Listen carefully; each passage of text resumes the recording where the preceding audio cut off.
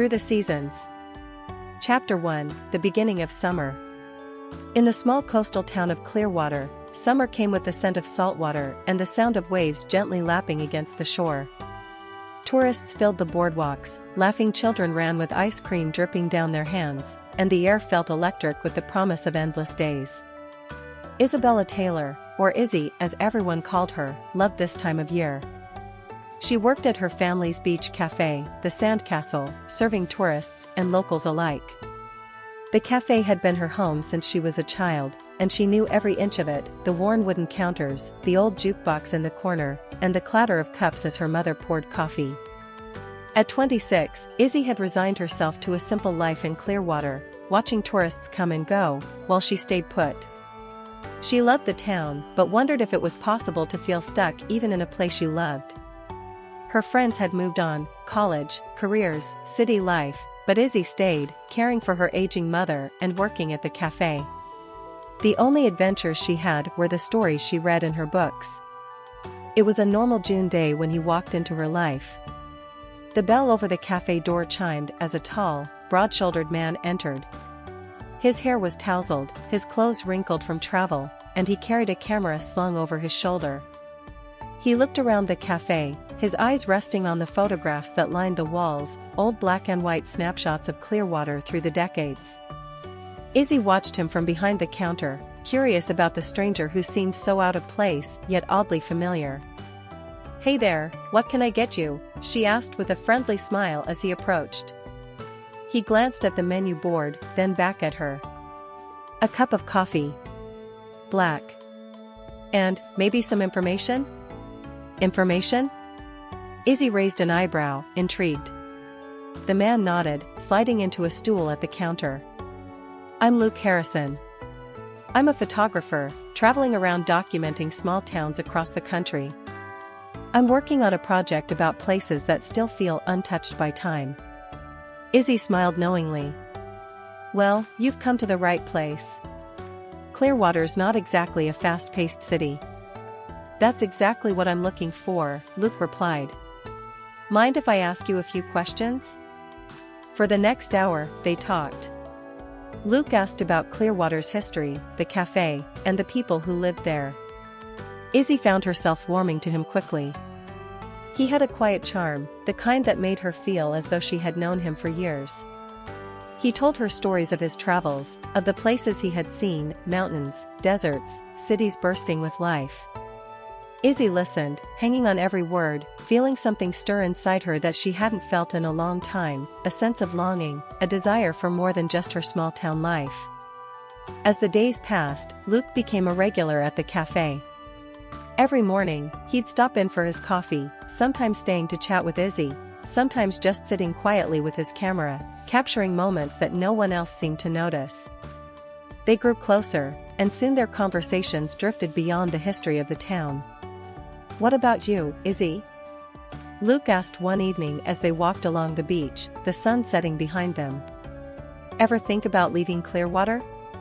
Seeing the world?" Izzy kicked at the sand, feeling a pang of uncertainty. "I've thought about it. But this place, it's my home. And my mom, she needs me here." Luke nodded, understanding but not pressing further. "I get it. But sometimes, it's okay to want more." His words lingered in her mind long after he had left. Chapter 2, The Warmth of Autumn. As summer bled into fall, the leaves turned golden, and the tourists disappeared, leaving Clearwater quiet once more. But for Izzy, things felt different. Luke had become a fixture in her life, no longer just a stranger passing through. They spent their days exploring the town, Luke showing her how he saw the world through his camera lens. His passion for photography was infectious, and he taught her how to take photos, showing her the beauty in things she had always overlooked. One crisp October morning, they sat on the porch of the cafe, sipping coffee and watching the leaves fall. "You're a natural," Luke said, glancing at the photo she had taken of the boardwalk, bathed in soft morning light. "You've got an eye for it." Izzy blushed, brushing a strand of hair behind her ear. "I've always liked taking pictures. But I've never thought of it as anything more than a hobby." Luke looked at her with intensity. Why not? You could do so much more with it. You're talented, Izzy. Don't underestimate yourself. She felt the warmth of his words deep inside, but with it came fear.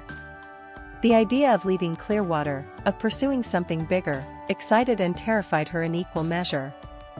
She had spent her whole life here, leaving felt like abandoning everything she knew. But Luke didn't push her. He simply showed her what was possible, leaving the choice in her hands. Their bond grew stronger, evolving into something more than friendship. Luke made her feel alive in a way no one ever had. When they were together, the world seemed full of possibilities.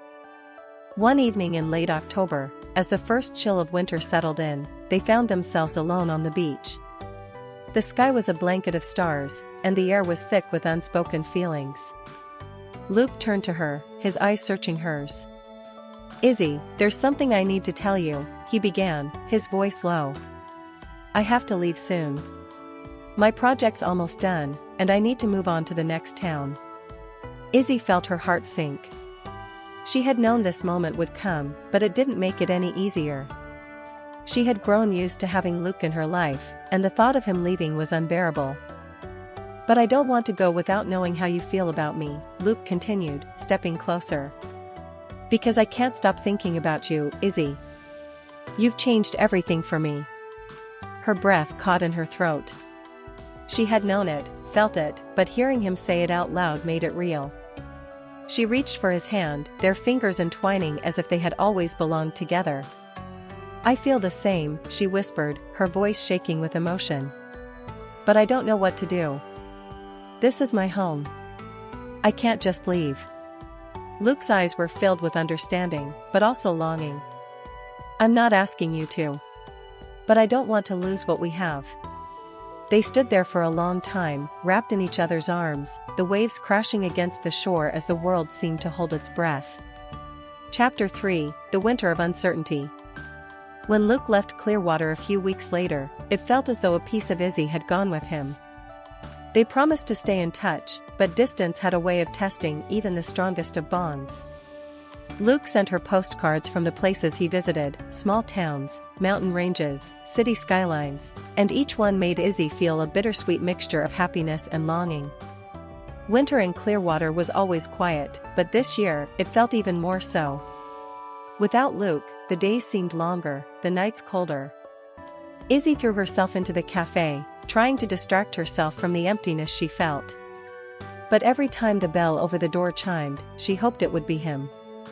They spoke on the phone sometimes, late at night when the world was asleep. But no matter how much they tried, the distance was starting to take its toll. "I miss you," Luke said one night, his voice crackling over the line. "I wish I could be there with you." "I miss you too," Izzy replied, her voice barely above a whisper.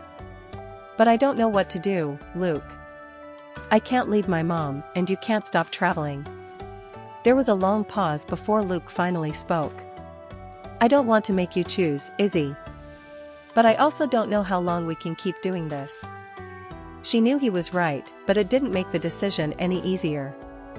The thought of leaving Clearwater, of leaving her mother, her home, everything she had ever known, was terrifying.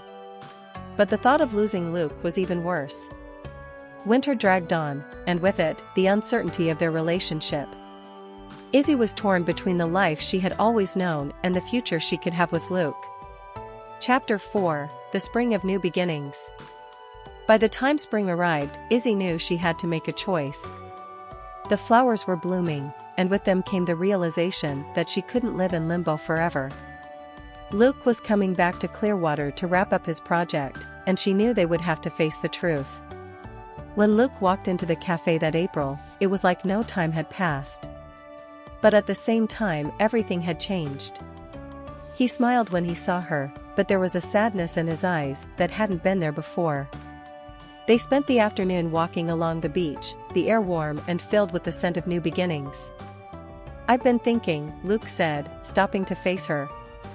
"I love you, Izzy. But I can't keep asking you to wait for me. You deserve more than that." Izzy's heart ached at his words, but she knew he was right. "I don't want to lose you, Luke. But I can't leave my mom. And I can't ask you to stop doing what you love. They stood there in silence, the weight of their unspoken feelings hanging between them.